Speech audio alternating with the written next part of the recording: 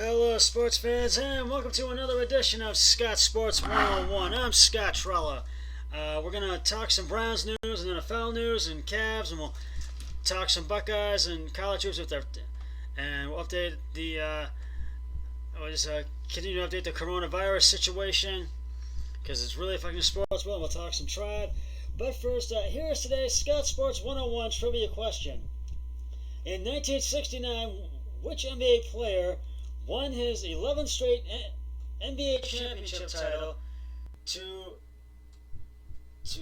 become the proud holder of the NBA player with the most championships, won as a player in the league, in league history. Excuse me. I'll have the answer later on the podcast. Cleveland Browns. Some news of the Browns. If there's any doubt the Browns were all in on Kevin Stefanski's offense, there shouldn't be anymore. A day after making Austin Hooper the highest paid tight end, which the Browns did sign, they signed him, and in football, the Browns agreed to trade for Broncos fullback Andy Janovich. A league source confirmed for Cleveland.com.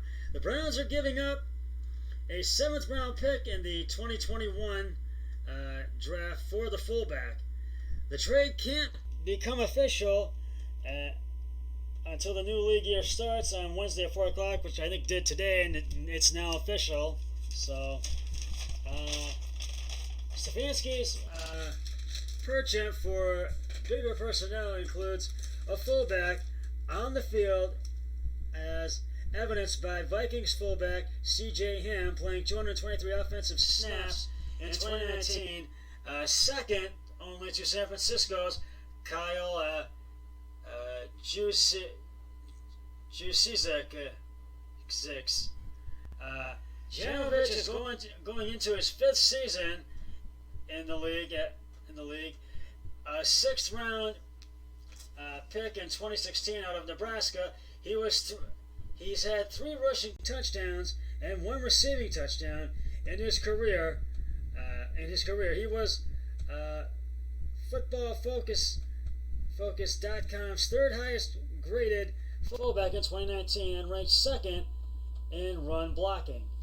Now the Browns just signed Janovich yesterday, and I think this was a good move. And I think this was a good one because they were looking for someone to fill that hole, and so with having lost Joe Schobert, and we just needed somebody to fill that hole, and we got somebody to do it. And I think it was a good move, and I think he's going to really put up some big numbers with the Browns this year, and we'll see what happens. Moving on to NFL news, some more NFL news. It's now official. Tom Brady has agreed to join the Tampa Bay Buccaneers after a legendary 20-year run with the New England Patriots, who are the winners and losers of his seismic development. Let's get right to it. Brady's arrival makes them instant Super Bowl contenders, which is saying a lot considering they finished in the bottom half of the NFC South with 8 last place showings and haven't been to the playoffs since 2007. But a deeper dive shows there is tremendous amount of offensive talent at the skill positions, and with wideouts Mike Evans and Chris Godwin, and tight ends O.J. Howard and Cameron Brate, and running back Ronald Jones. That's a group that can hold its own against anyone. Tampa's problems in 2019 were at the quarterback position, where Jameis Winston threw a league-high 30 interceptions and lost 5 fumbles, consistently compromising the defense by giving opponents, short fields or limited rest. Ball security won't be an issue with Brady, who has never thrown more than 14 in a season, and has thrown 9 or fewer in 7 of the past 10 campaigns. Another thing, Brady is a winner, helping the Patriots advance to 17 postseasons and 9 Super Bowls and 6 Super Bowl titles. His certain expectations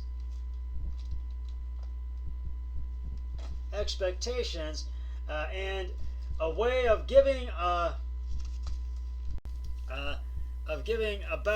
going about his business. That should facilitate a positive change in culture for the Bucs.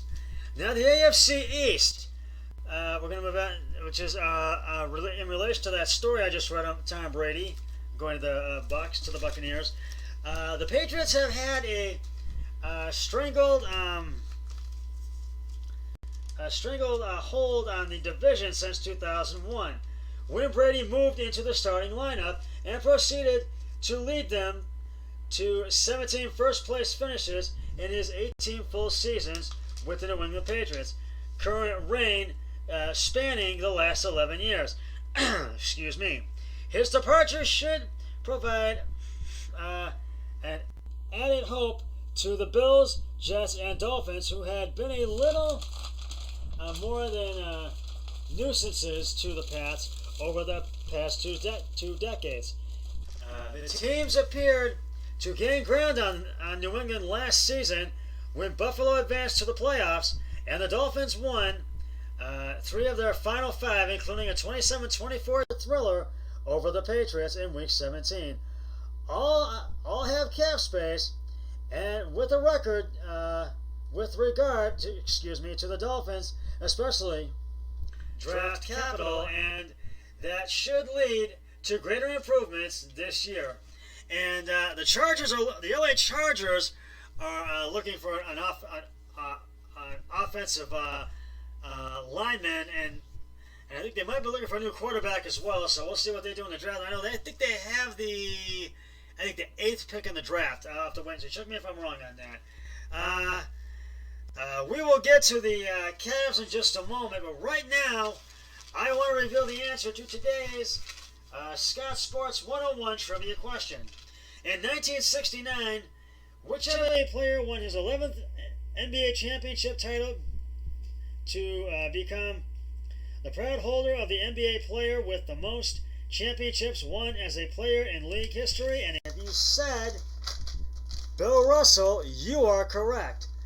Bill Russell has been called the winningest player in the history of professional sports due to winning 11 NBA championships as a member of the Boston Celtics.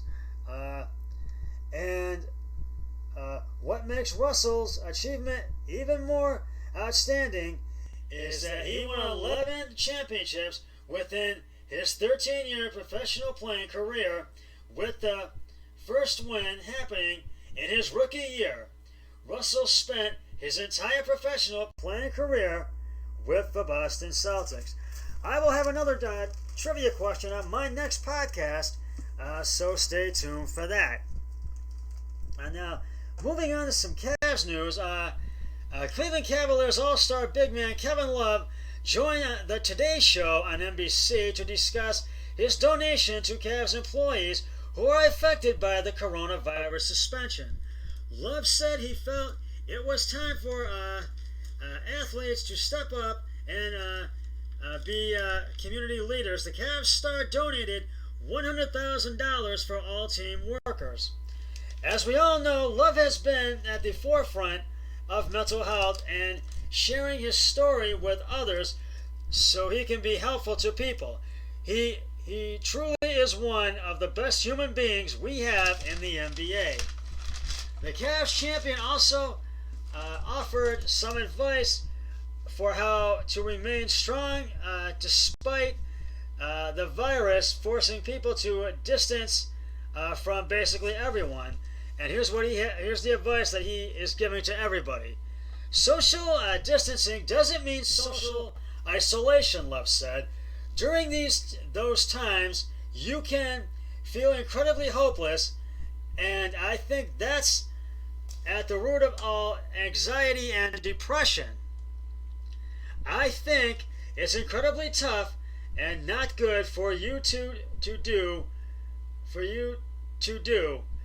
to just sit at home and be by yourself and not reach out to anybody. I think people are looking for that sense of community, the feeling of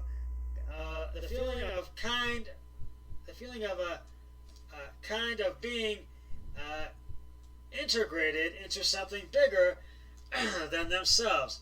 I think it's a great way to stay in touch. Obviously, we're sitting here on FaceTime right now. People can do it virtually.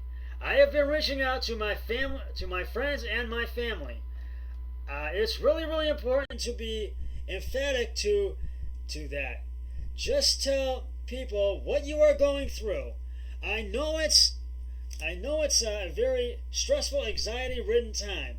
I think if we can attack this thing together, human beings can be extremely, extremely resilient, and we will get through it. But we need to stay connected and be together throughout this time.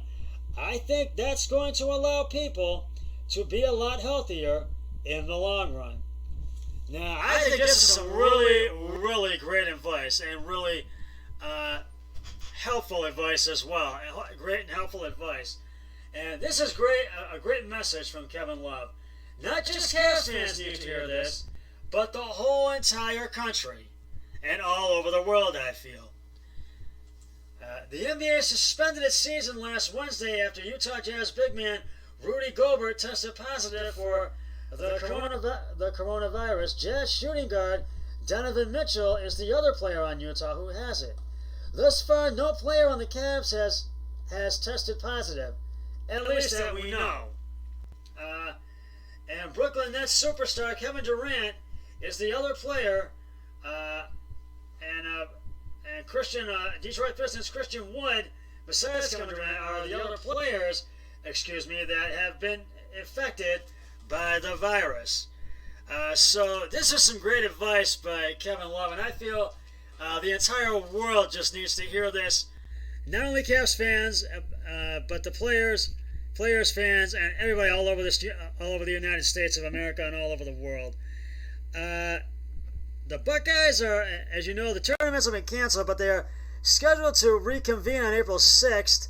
And given the fact that all the tournaments have been canceled for March Madness, they want to keep their players healthy and contain the virus from spreading to the students, but they're going to reevaluate everything and see what can be done to if these tournaments will be rescheduled or not. But I will keep you posted on that, so stay tuned for that. And the Tribe is still, the remainder of spring training has been canceled, but will there be some second chances when spring training reconvenes? But that could be true, because it has been canceled, but there could be some second chances, so I'll keep you posted on that. Well, that's just about going to wrap it up for this edition of Scott Sports 101. I'll be back with another podcast tomorrow, but until then, always remember, be a team player each and every day, and every way possible. So long, everybody. 3, 2, 1, I'm done.